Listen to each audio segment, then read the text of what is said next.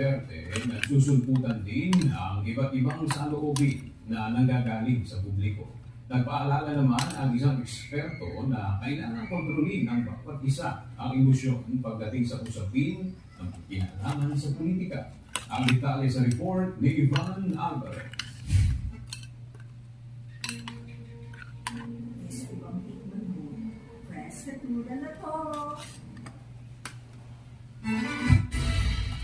May kani-kaniyang opinyon ng bawat isa. Laban sa kanya na may kaugnayan umano ang kanyang o na may kaugnayan umano siya sa ICC.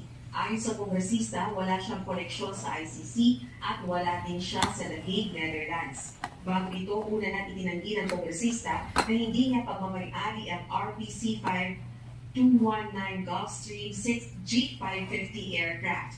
Ito ang eroplanong ginamit para i-transport si dating Pangulong Rodrigo Duterte matapos itong arestuhin noong Martes, March 12 at dating patungong Hague, Netherlands. Sa bisa ito ng arrest warrant ng ICC dahil sa kaso Crimes Against Humanity. Umapela naman si Congressman Ko sa publiko na mag-ingat at i-verify ang mga kumakalat na impormasyon sa mga kinauukulang otoridad para maiwasan ang pagkalat ng misinformation.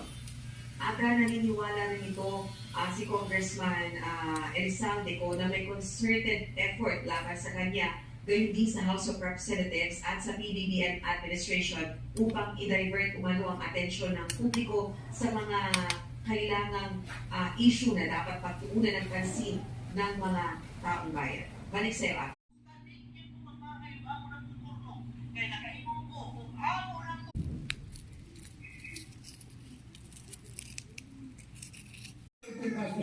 Just in case na nagbayad ka, diniatas na yung stapa ng kaso, madali nang etas yun.